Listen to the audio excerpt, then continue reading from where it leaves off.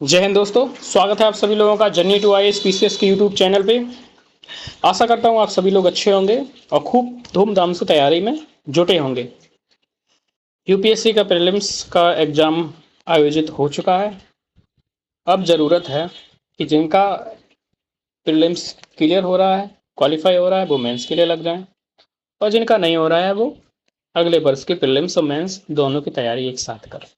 ठीक है, चलिए शुरुआत करते हैं अपनी क्लास को। डेली की तरह आज भी 10 क्वेश्चनों को लाए हैं इसके अंतर्गत और कमेंट सेक्शन में ये भी आप बताइए कि आप कितने क्वेश्चन सॉल्व कर पा रहे हैं। ठीक, चलिए यूपीएससी प्रीलिम्स 2023 पहला क्वेश्चन देखिए, कौटिल्य से संबंधित है। ठीक है, कौटिल्य के अर्थशास्त्र के अनुसार निम्नलिखित में से कौन सा कथन सही है? कथन आपको सही निकालना है। ठीक है, पहला, न्यायिक दंड के परिणाम स्वरूप कोई व्यक्ति गुलाम बन सकता है। न्यायिक दंड के परिणाम स्वरूप कोई व्यक्ति गुलाम बन सकता है। यदि कोई दासी अपने स्वामी से पुत्र उत्पन्न कर लेती है तो वह कानूनी रूप से स्वतंत्र थी।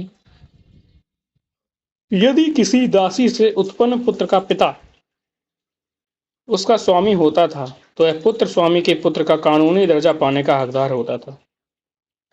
ये आपका अर्थशास्त्र में दिया है। अर्थशास्त्र, चाणक्य का जो अर्थशास्त्र था उसमें दिया है। इसके तीनों ही ऑप्शन सही है ऑप्शन। ठीक है, हालांकि ये क्वेश्चन जब आया था एग्जाम में तो इस तरह के क्वेश्चन रेयर होता है कि सही हो जाए, क्योंकि ऐसे क्वेश्चन हम पढ़ते तो है नहीं। अब हम प्रीलिम्स की तैयारी कर रहे हैं, इसका मतलब ये तो है नहीं कि हम चाणक्य की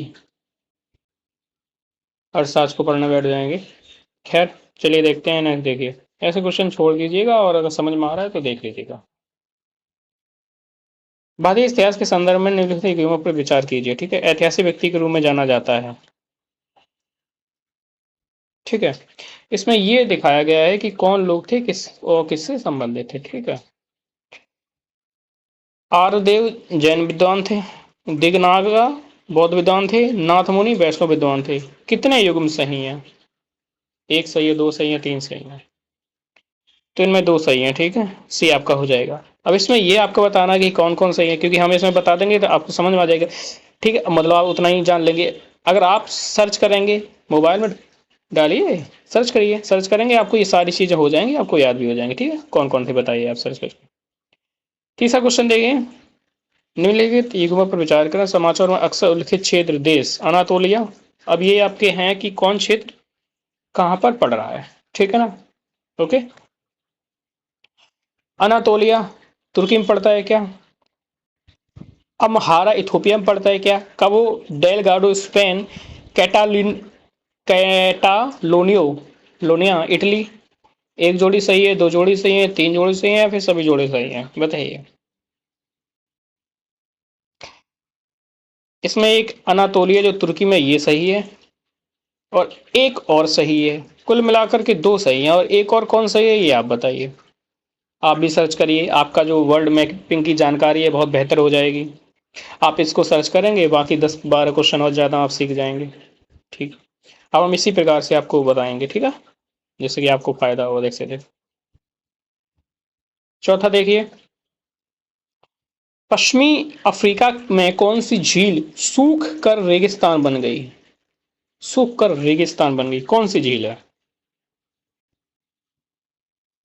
तो उसका ऑप्शन बी हो जाएगा, फगुई वाइन झील। फगुई वाइन झील। अब ये आप इसको देखना, इसकी लोकेशन क्या है। ठीक है, लोकेशन क्या है, कौन से देश के आसपास पड़ती है? ठीक है, अफ्रीका ये महाद्वीप है जो कहाँ पड़ती है, उसके आसपास देश कौन से हैं ये देखना है आपको। दक्षिण भारत की गंडीकोटा घाटी निम्नलिखित में से किस नदी द्वारा निर्मित हुई है? गंडीकोटा घाटी किस नदी से निर्मित हुई है बताइए। तो पेन्नार नदी है। अब आपको ये बताना कि पेन्नार नदी का उद्गम कहाँ से होता है। ठीक है, और जो अंतिम जो बिंदु होता है उसे क्या कहते हैं? गंतव्य। चलो ठीक है, जो भी कहते हैं गंतव्य लिख दे रहे हैं। ठीक है, यह जगह गिरती है वो कहाँ है। ठीक है, बताइए। छठा क्वेश्चन, निम्नलिखित युगों पर विचार करिए। पहला, नामचा बरवा गढ़वाल हिमालय। नंदा देवी मतलब ये चोटियां हैं, ठीक है। नंदा देवी, कुमाऊं हिमालय, नौक्रेक, सिक्किम हिमालय, कौन कौन सही है बताइए। छठ माता।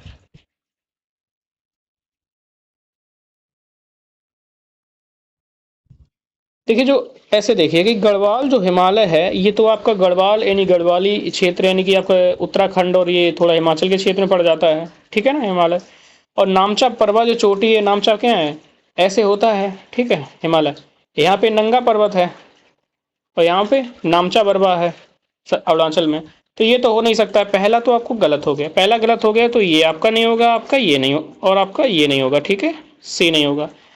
अब नंदा देवी, कुमाऊं हिमालय और नौक्रेक सिक्किम। नौक्रेक सिक्किम है ना। नौक्रेक कहाँ है बताइए। सिक्किम में तो है नहीं, सिक्किम में तो कंगा कंचनजंगा है। नौक्रेक तो आपका मेघालय में है, ठीक है। तो ये भी आपका गलत हो गया, बचा एक, यानी कि ऑप्शन दो सही हो जाएगा, ठीक है। नेक्स्ट देखिए, निम्नलिखित फसलों में से कौन सी फसल मीथेन और नाइट्रस ऑक्साइड दोनों का सबसे महत्वपूर्ण मानव जनित स्रोत है। कपास, चावल, गन्ना, गेहूं, बताइए।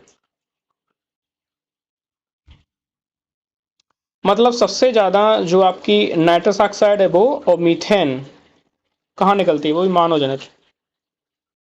तो आपका हो जाएगा आपका बी, चावल। चावल की खेती होती है, वहां से मीथेन गैस बहुत निकलती है और नाइट्रस ऑक्साइड भी खूब निकलता है, ठीक है। ओके। अच्छा ये बताइए यहाँ पे आप जो गोल्डन राइस है, गोल्डन राइस, गोल्डन राइस में कौन सा विटामिन होता है, ठीक है। गोल्डन राइस में कौन सा विटामिन होता है ये बताइए आप। आठवां देखिए, निम्नलिखित युग्मों पर विचार करें। आर्द्रभूमि, झील या स्थान। देखिए अगर आपको क्लास पसंद आ रही है, उसका फायदा भी मिल रहा है, तो आप एक काम कर सकते हैं, हमारा जो चैनल है उसका उसी की ऑफिशियल वेबसाइट से जाइए, ठीक है ना। तो वहां पे आपको एक टेलीग्राम चैनल मिल जाएगा, ठीक है। तो उसको ज्वाइन कर लीजिएगा, जनरल टॉयस पीसीएस के नाम से ही होगा।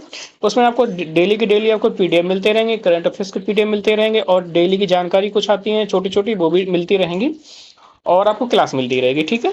तो उसको आप ज्वाइन कर सकते हैं। अब बताइए, आर्द्रभूमि, झील और स्थान, ठीक है, ये आपको बताना है। आठवां question number. Hokera wetland Punjab, Renuka wetland Himachal Pradesh, Rudrasagar झील त्रिपुरा, सस्थम कोट्टा तमिलनाडु, बताइए कौन कौन सही है।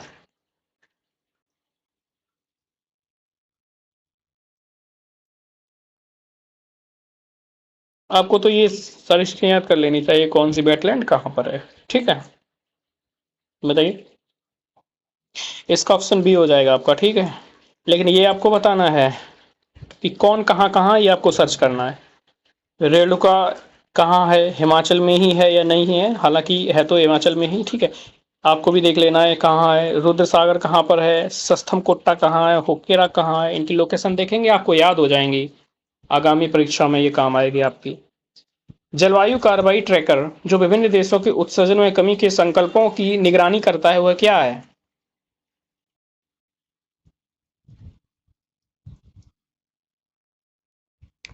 इसका ऑप्शन हो जाएगा अनुसंधान संगठनों के गठबंधन द्वारा बनाया गया एक डेटाबेस है, ठीक है। नेक्स्ट देखिए, ये क्वेश्चन देखिएगा। ये क्वेश्चन यूपीएससी का जो 24 का पेपर हुआ 16 जून, उसके प्रीलिम्स परीक्षा में आया है, आई एम क्वेश्चन, ठीक है। अभी ये एक दो दिन हो जाए, उसके बाद इनकी जो आंसर की होगी सही से उनको आंसर मिला करके, और धीमे धीमे हम 10-10 क्वेश्चन, 5-5 क्वेश्चन करके आपके सारे क्वेश्चन को एक्सप्लेन कर देंगे यूपीएससी का, ठीक है। जैसे कि आपको सारा आइडिया हो जाएगा कि किस प्रकार के क्वेश्चन आए हैं, ठीक है। देखिए ये तो खैर काफी सरल क्वेश्चन आपको लगेंगे। How many delimitation commission have been constituted by the government of India till December 2023।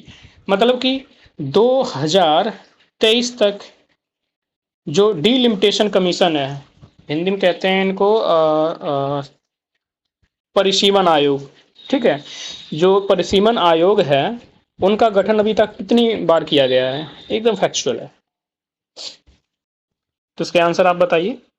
इसका एक तो देखो 1952 में किया गया था, 52 के बाद 62 में किया गया, 62 के बाद 72 में किया गया, उसके बाद नहीं किया गया, उसके बाद 2 में किया गया, अभी फिलहाल में उसके बाद बिल्कुल नहीं किया गया, तो कुल मिलाकर के 4 बार किया गया। ठीक है, 1952, 62 और 72 में जो लोकसभा की सदस्य संख्या थी, सीटें थी, उनमें बदलाव किया गया था। हालांकि 2002 में ये बदलाव नहीं किया गया था, लेकिन जो अंदर सीटें हैं उनकी जनसंख्या में समानता स्थापित रहे, वो उसका बदलाव किया। सीटें नहीं बढ़ी ना घटी, सीटें उतनी ही रही, लेकिन अंदर सामंजस्य कर दिया था। ठीक है, तो इसका इसका ऑप्शन आपका 4 हो जाएगा, 4 बार किया गया। ठीक है, The Constitution 71st Amendment Act 1992 amends the 8th schedule to the Constitution to include which of the following language? Konkani, Manipuri, Nepali, Maithili. बताइए कौन सा है। मतलब कि आपको बता रहा है कि जो संशोधन हुआ 71वां 1992 में, कौन कौन सी भाषाएं 8वीं अनुसूची में जोड़ी गई। ठीक है, तो आपकी 3 भाषाएं जोड़ी गई थी। ठीक है, आपकी 3 भाषाएं जोड़ी गई थी, एक थी कोंकणी, एक थी नेपाली और एक थी मणिपुरी। कोंकणी, मणिपुरी, नेपाली, 1 2 3 सही है, 1 2 3, यानी कि ऑप्शन नंबर ए इसका करेक्ट है। ठीक है, जैसे कि आपको पता है कि 8वीं अनुसूची की थोड़ी सी बात कर लें, 8th शेड्यूल। ठीक है, इसमें कुल मिलाकर के 14 भाषाएं थी मूलतः, लेकिन अब 22 भाषाएं हैं। ठीक है, जो 21वां संविधान संशोधन होता है, कॉन्स्टिट्यूशन अमेंडमेंट 1967 में। ठीक है, इसमें सिंधी भाषा जोड़ दी गई। ठीक है, उसके बाद में 71वां संशोधन हुआ 92 में, इनमें 3 भाषाएं जोड़ी गई। ठीक है, नेपाली, मणिपुरी और हो गई आपकी कोकड़ी। फिर हुआ आपका संविधान संशोधन 92। ठीक है, 92 जो संविधान संशोधन हुआ, इसमें 4 जोड़ी गई, बोडो, डोगरी, मैथिली और संथाली। ठीक है, आशा करता हूँ आपको क्लास पसंद आई हो। क्लास पसंद आई तो लाइक करें, सब्सक्राइब करें, टेलीग्राम चैनल को जरूर ज्वाइन कर लें। ठीक है, ताकि सारी चीज़ें आपको वहाँ पे मिलती रहें। ठीक है, मिलते हैं अगली क्लास में। Thank you, all the best, नमस्कार।